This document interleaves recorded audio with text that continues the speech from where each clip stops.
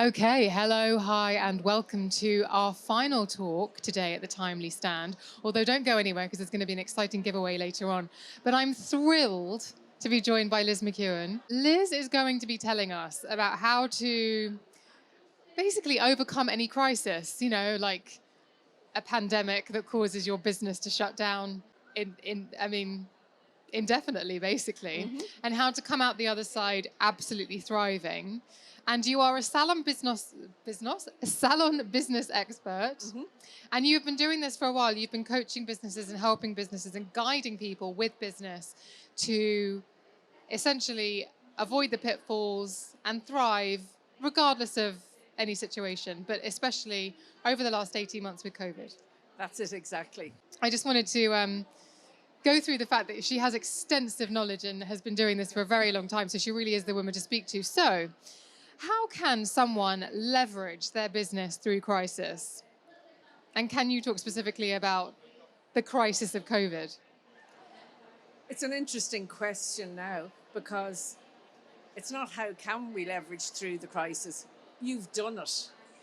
You're out the other side. So if anybody had said to you in March 2020, your business is going to be shut down on and off for the next 18 months, your clients have nowhere to come, but your business will survive and actually you'll come out stronger as a person, a better entrepreneur and run a better business at the end of that 18 months. Like if I said that to anybody in March 2020, they would have just told me where to go for myself, that just was not possible.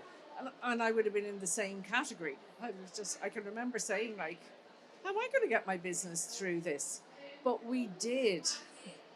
And anybody who's still in business today, I think it's really important that you stand back and you say, you know what, I did a great job. I'm still here. I got through it. I don't know about you, but I didn't even know what a pandemic was. Like, I was just like, pandemic, like, I really, really had no idea. And where my office is based in Dublin, but I'm in a small business park with 22 other companies. And the admin people came to me the day of lockdown and said, Liz, it was nice knowing you, but your industry will be gone and you'll be gone, and should we rent your office out to somebody else when this is over? And I was just like, what? Excuse me, but the hair and beauty industry, we're made of stronger stuff than that. And my business will be okay. I have absolutely no idea how, but it will be, and so will my industry be. And I am incredibly proud of our industry and incredibly proud of all the salon owners and staff and teams that I work with that literally hung on in there, got locked down, reopened, locked down, reopened. We're the most untechnical people in the world, and we all learn to go on Zoom and to work on our businesses rather than just in our businesses. And so many people, I'm broadcasting for years. There's gold in your retail, and I used to have a salon and 70% of my turnover came from retail, and I would say that at the top of my classroom, and people were just too polite to just say you're telling lies, but they didn't believe me.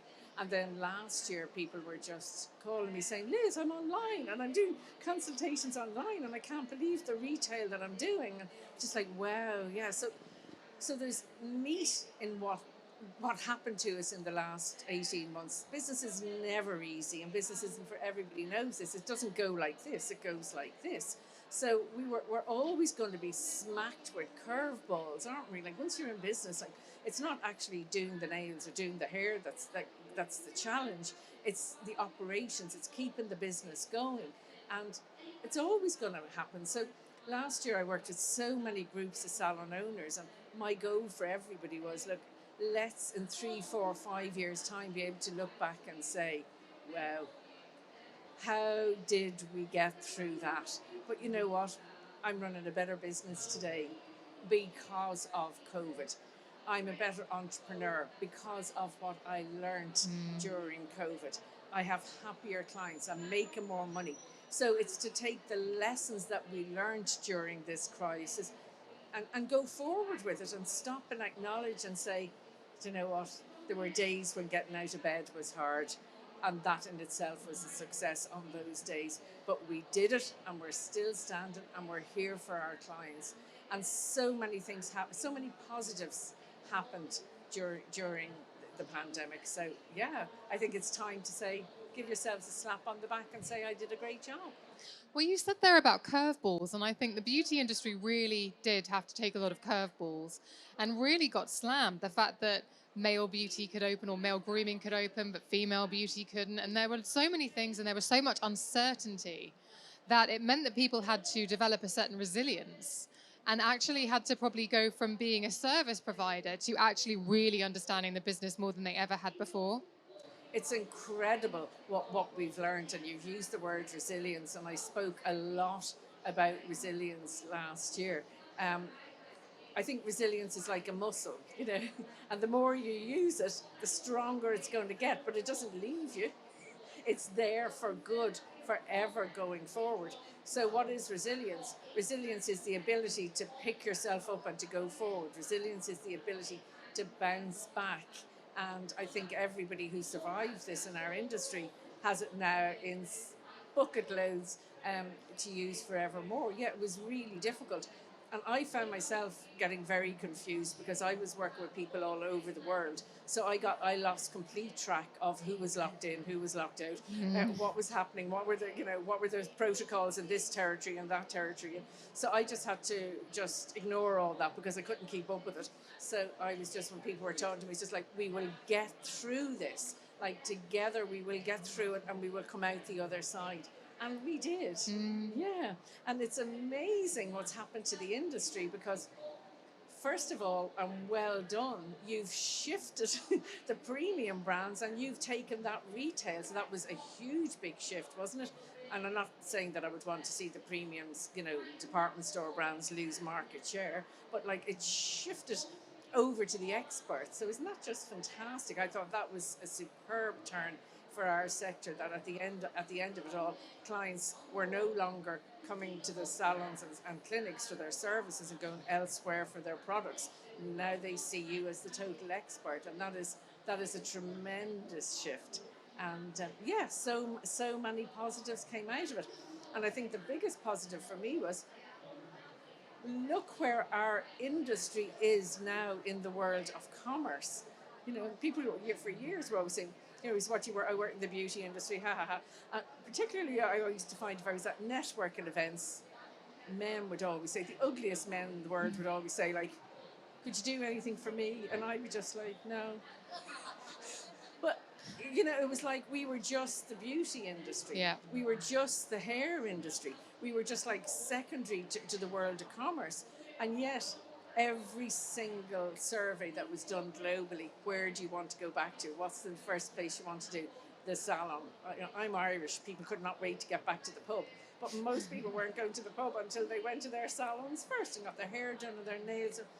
And also, I think, so that's another huge big turn. So, yeah, I think it's completely pivoted our industry and the positioning of our sector in the world of commerce. And that can only be a good thing.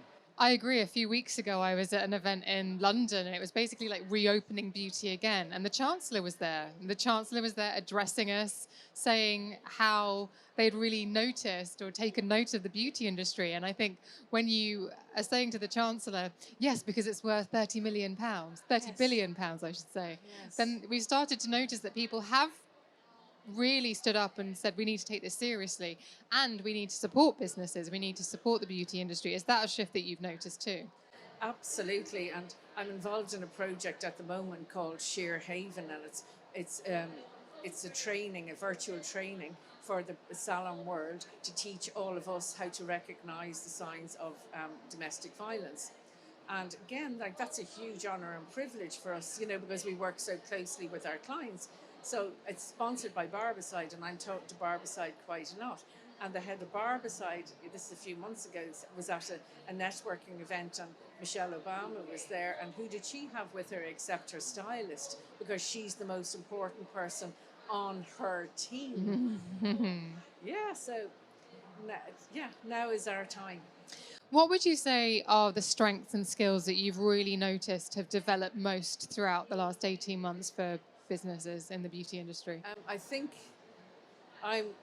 because I work in business development and specialise in that for the salon industry, I'm really pleased that people got time to work on their businesses, because most of the people that I work just work so hard in their business. And the lockdowns gave people time to think, to slow down, to take care of themselves. When I was working with salon owners, people were saying things to me like, but Liz, I've got used to doing my yoga every morning or going for a walk every day. I want to keep doing that when we reopen. And I'm saying, okay, so taking care of yourself has become important to you. Let's embed that in. And also, yes, this working on your business, that people got time to think about their business goals, what was working, what wasn't working, get really brave about making the changes that they needed to make to go forward, and to understand that actually working on my business as well as in my business has a serious positive impact on my bottom line, and I need to keep that discipline in my work life going forward. So that was a huge one. Do you think that the time, because COVID lockdown has been called the Great Pause, and do you think that that time allowed people to shift their focus from a linear one of just open services, bottom line, to let's look at the whole business? Absolutely. And previously, to have, you might look at it or think about it, but you wouldn't have time to do it. So, for example, one group of salon owners that I was working with on Zoom that I used to meet every week, one week, for example, we said, well, let's look at pricing. And they all put their plans together for pricing. And they spent a week working on that, researching it, doing all, going to their accountants, and made very, very informed decisions about pricing. Now, in the normal course of events, when would you get a week? Where would you even be interested in spending a week thinking about pricing and all of that? So, yeah, I think hugely, hugely invaluable time if we choose it to become valuable. And I know that you've worked with Timely over the last 18 months, and that one of the things that really drew me to working with them, and I know that a lot of people love working with Timely for this reason, is because when people weren't scheduling appointments and actually using the software, they said, okay, what can we do? How can we help people who use us? How can we empower them? How can we get them to hear from people who might be able to help them and empower them? So empowerment's a really huge part of your message as well. How are you empowering people? And how, if someone's watching this and they have a beauty business, how would you encourage them or direct them towards empowering their team? Um, I like the phrase, I'll deal with it. you know, what will I do if this happens? What will I do if that happens? When it happens, I'll deal with it. And I just can say, well, we wait until that happens. So I think it's about staying in control. Yeah. So when I was working with salon owners and I found, at times people got really overwhelmed, understandably, then I would say, okay, let's just take out a notebook and a page and a biro and draw a line down the middle. And on one side of the page, write what I'm in control of. And on the other side of the page, write what I'm not in control of. So I felt in my case, I'm not in control of the weather. I'm not in control of the pandemic. I'm not in control of when the airports open up again. So there's so many things I'm not in control of. But what am I in control of? I'm in control of how I take care of myself. I'm in control of whether I watch the news morning, noon and night or I don't. I'm in control of whether I stay in touch with my team. I'm in control of. And I used to say, let's just work from what I'm in control of. And I found that was hugely empowering for the owners. So then we have to look at how do we empower the teams. And I think this is something that does require a shift. Sometimes, and I try to go to as many salons now as I can as a customer whenever they're open. And I find team members are saying to me, this is how we always did it. And in my mind, I'm thinking, well, you may drop that now because we're in a new world. So I think the easiest way to empower the team, first of all, is to analyze your team. And this is going to sound really crude, but I have this little theory of my own that if I'm the business owner, it's like driving a double-decker bus. So I'm the driver. And if I've worked on my goals for my business, well, then I know my vision for my business and I know what we want to achieve and I know where we want to go. And it's my responsibility to explain that to my team. Now, if I'm the bus driver, I do not want to be stopping the bus to tell people to sit down and shut up or get off the bus or get back on the bus or put your safety belt on or whatever. If I've everybody on my bus buying into the vision of my business and we're all going the same direction, well, then I have a very empowered team and I can drive the bus without any interruptions and we'll get to where we need to be. So first of all, I've got to know what I'm in control of and I've got to be very clear about what my goals are. I have then got to ask my team members if they're on the right bus or not. If they're not on the right bus, could you get off it and make room for someone who should be on the bus? After that, every single person who works in the salon needs to be a financial asset to the business, and people need to understand that. So that's first of all. Second of all, I work in a lot of salons where people are busy, but they're not that productive. But if I have a salon, if I have a column and I have my name at the top of it, then I am responsible for it. So the accountability for everything needs to come off the owner's shoulders, and everybody needs to be responsible for their performance within the business. So first of all, people need to know what they're responsible for. They need to be a financial asset to the business. They need to understand what they have to do to be a financial asset to the business, and then they have to go and do it. And if they don't do it, then they shouldn't be there. It's as simple as that. It is as simple as that, because business is too tough, and everybody's lost 18 months of opening and closing, and there's just no more time for it. Yeah. What if someone has done well, but they've kind of white-knuckled it for the last 18 months? They've come out and they're okay, but now they really want to bounce back. They really want to thrive. How would you communicate with someone who's feeling like that right now? Well, I think I see it that we're now in phase 2. So I think phase 1 was like from April or May till now, reopening, settling the clients down, settling the teams down. Now we're ready to go into phase 2, aren't we? Which is now, hopefully, that's all behind us. We've learnt our lessons, taken the good with the bad, leveraging what we learnt about ourselves, and now clean slate. Let's start again.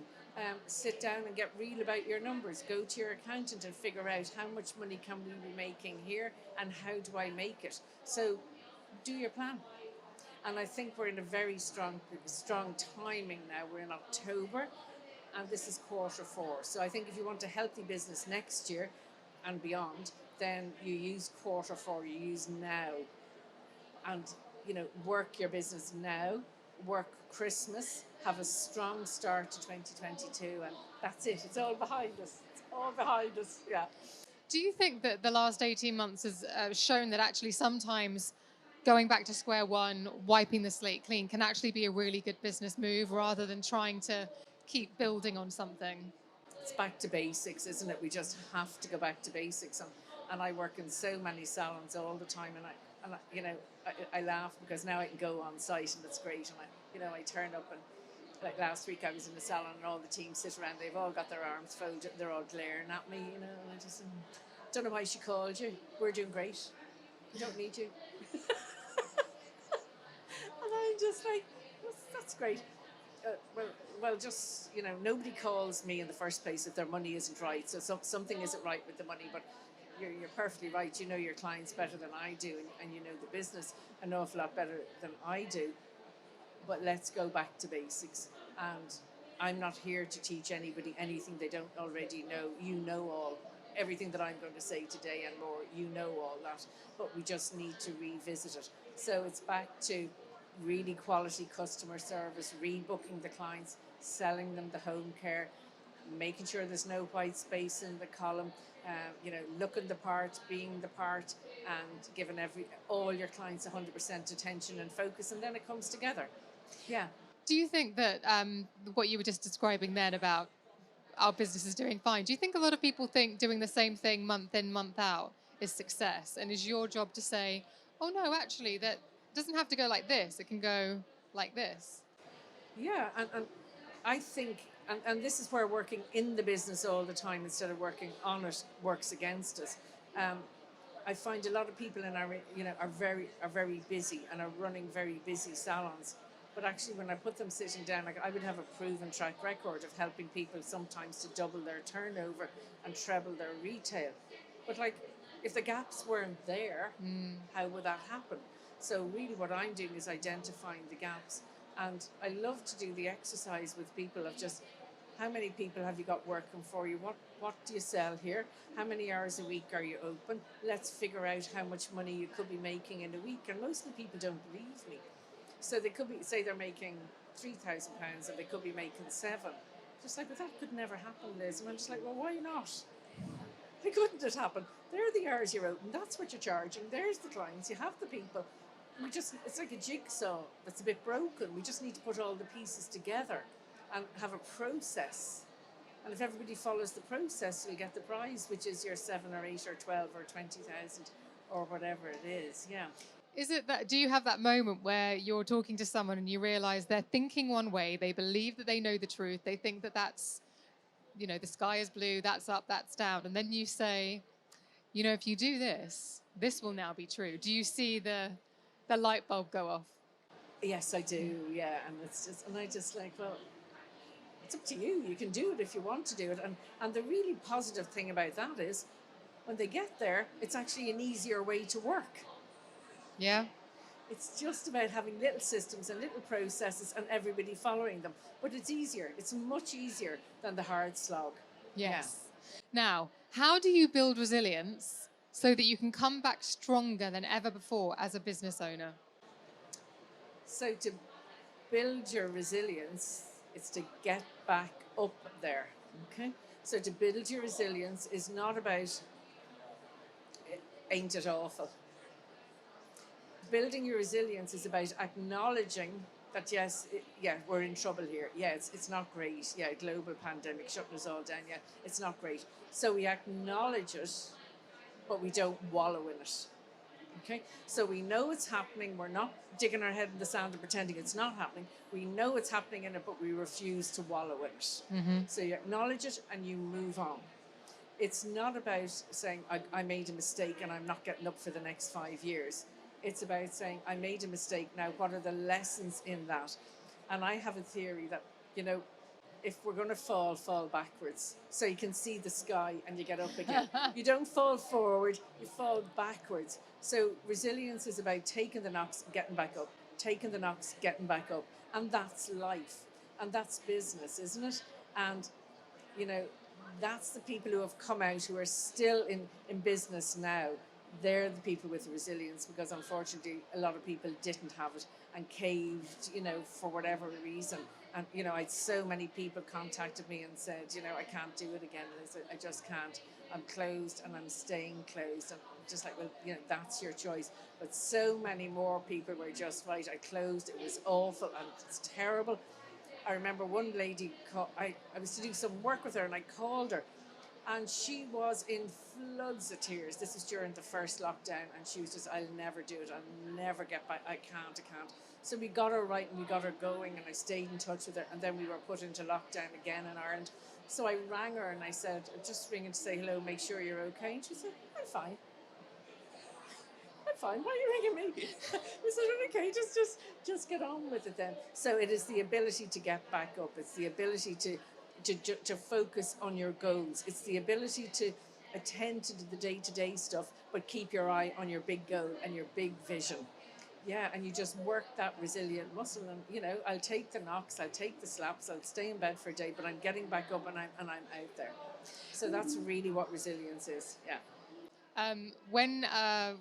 We have some books to give away. You've written an incredible book. Thank you. And we have 5 copies to give away to people in the crowd today. Do you want to just quickly tell people what the book is about and what they will get out of it? Yeah, do you want me to show you? So my book is called 30 Days to Beauty Business Success. It's available on Amazon. It's also available on my website, lizmckeon.com. It's called 30 Days, but you can read it in 30 days, or you can read it in whatever length of time you want, or you can just use it as a resource. It's nice and colourful and bright for our industry, with all sorts of little exercises in it. So I think it's a case of, sometimes when you run a small business, you think you're on your own, but you're never on your own. So I have little kind of reference things in it. So say, for example, if you had a staff meeting tomorrow and you don't know how to do a staff meeting, there'll be something in there about staff meetings. So it's really practical. All the operational side of the business, it's been available for a couple of years. It's also available on Amazon on Kindle, and I have it as a CD box set as well. So for anybody who doesn't like to read, but yeah, hugely proud of my book. Okay, I think George is going to help with handing them out to anyone who would like a copy.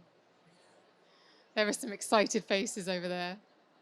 So that is our time on Liz, because she is very busy and is about to get on a plane. In my mind, it's a private jet.